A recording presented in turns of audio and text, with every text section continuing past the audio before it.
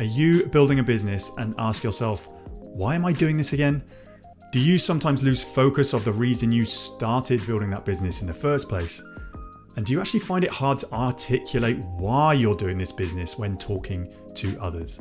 Well, stay with me here, as in this video, we're going to be covering off the importance of understanding and knowing your why and getting this super clear from the outset. And then we're going to be talking about why most businesses fail to get this right. In fact, not even close. And lastly, I'm going to be walking you through an exercise so you can actually find your why and get it super clear so you can articulate this to others. And this will be super relevant to you if you own your own company, have started an online business, or are looking to start an online business or business venture in the future. Hey there, Tim Peakman here. And if you are super serious about starting an online business, I've got a free gift for you right off the bat. Before I get into this video, head on over to timpeakman.com/5 steps, where I am offering you a simple PDF download with my 5-step system in how to generate online revenue. Super simple. Go ahead, download it and take action. So first off, I'm going to start with the importance of why, or more importantly, why you should start with finding out or discovering your why. And a book by Simon Sinek, Start With Why, is my reference for this kind of material, and it's super important. I would recommend you to go ahead, get that book, read through it, and understand your why. Simon talks about the golden circle, where he can identify your what, your how, and your why. But most people know their what and most people know their how, but very few understand fundamentally why they are doing it, or at least articulate why they are doing it to anyone that they are engaging with. So a few key takeaways from this book then is, why does your company exist? Why did you start this thing in the first place? And why should anyone care? People will buy from you if they understand and fully buy into your why. They're not going to buy from you if they just simply understand your what or your how. They're interested in your purpose and your passion, which equates to your why.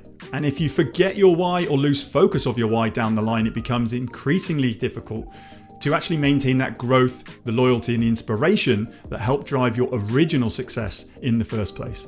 And in this book, there is a memorable fable about two men who are working on building a cathedral.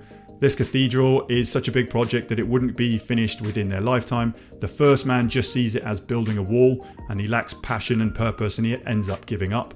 But the second man actually sees it as building a cathedral, and so he has that passion and purpose to continue working at his job.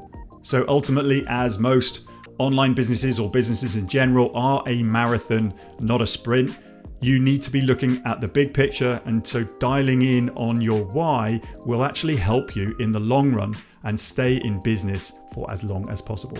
So now we're going to be looking at why most business owners actually fail to get this bit right, or most companies don't get this bit right because they are focusing on the what and the how. So the question you pretty much get asked all the time, what do? You tell them the what, and maybe a follow-up question in the how. And it's very rarely that you get challenged to, why do you do the thing that you do? So some of the reasons why companies and business owners get this bit wrong is they tend to focus on themselves and not others. For example, I want to grow this business. I am in this niche. I do this, rather than focusing on their customers or clients to actually say, I want to help my clients get X result. Another reason could be that they're focusing on the motivation rather than the purpose. Now, this is key to actually distinguish between motivation and purpose. If you can remember, your purpose and your overall passion is your why, and that shouldn't change. But your motivation, your daily motivation, may be to pay the bills. If you think about hierarchy of needs, your initial need is to pay the bills. Your next need is actually, I can actually afford a holiday or go exploring. And then the next need is actually, you could look at helping others or joining a community. So focusing on motivation is very, very different from actually focusing on purpose. Purpose is your why. And another reason people often get this part wrong is they're focusing on goals and not impact. So for example, they have a certain revenue goal or monthly revenue goal to hit.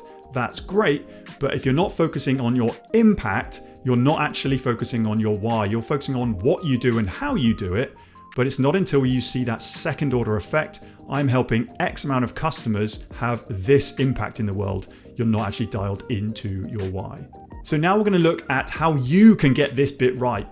Most companies do not get this bit right. So if you can dial in your why and find your why from the very start, you will stand a good stead along the test of time and have as much impact as possible in this world. So there is a great exercise in a follow-up book to Start With Why. It's called Find Your Why, again from Simon Sinek and others. And it's a 7-step process. I've done this process myself. It does take a bit of time. You need to actually find, if you're an individual solopreneur, you need to find a partner that you can actually share your stories with. If you're in a team, you need to actually carve out some time in your team to go through this, to have a collective why. But the first step is finding that team or finding that partner and actually carving out that time. So maybe 3 hours if you are a solopreneur, just to sit down with your selected partner and go through this exercise. So the first step is finding your partner. Now, I'm coming from a solopreneur background, so this is going through the individual partner program. Now, the next thing you need to do is get your partner up to speed. So we're going to be doing this exercise. These are the 7 steps. You need to just read this chapter of the book, Find Your Why. The next one is to pick a time and a place. Don't pick a crowded coffee shop. Try and pick a secluded area that you can actually cut everything off, shut your phones down, and actually go through this exercise one-to-one. Again, if you are a solopreneur. Then you need to think about stories. So think back to when you were born up until the time of yesterday, and think about the stories that have impacted you in your life, either positively and negatively, that actually shaped your character and changed you and actually made you who you are today. Because these will have an underlying impact of why and who you are and why you do what you do. Then you need to go through and share these stories with your partner. Go through, explain a little bit about the story and go deeper and really elaborate on how that made you feel, what the impacts were, and your partner then should actually ask you these probing questions to actually try and get the actual theme or the thread in that story and the actual impact it had. Then the next thing to do is to sit down with your partner and actually pull out the themes, like the golden thread through all of these stories that moved you from A to B to C, like why you actually pivoted or changed direction and what was the result of that and how it changed your character. And lastly, you need to sit down and try and draft your why. Now, this won't happen overnight, so give it plenty of time. Now, your why shouldn't change and your why should be applicable to anything in your life. So if you're a sports coach, your why should be applicable to why you coach sport. If you're a business coach, your why should be applicable to why you help other businesses. And if you're a life coach, again, your why should be applicable to why you do what you do. So let me give you an example of Apple's why.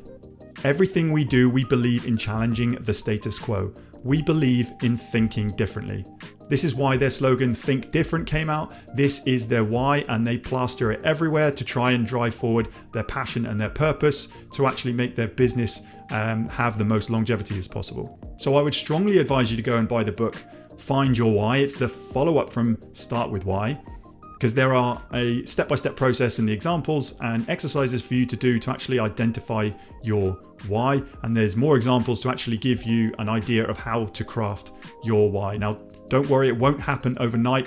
You should have a go at the exercise, carve out some time, then let it stew, come back to it again and again, and try and really dial in your why.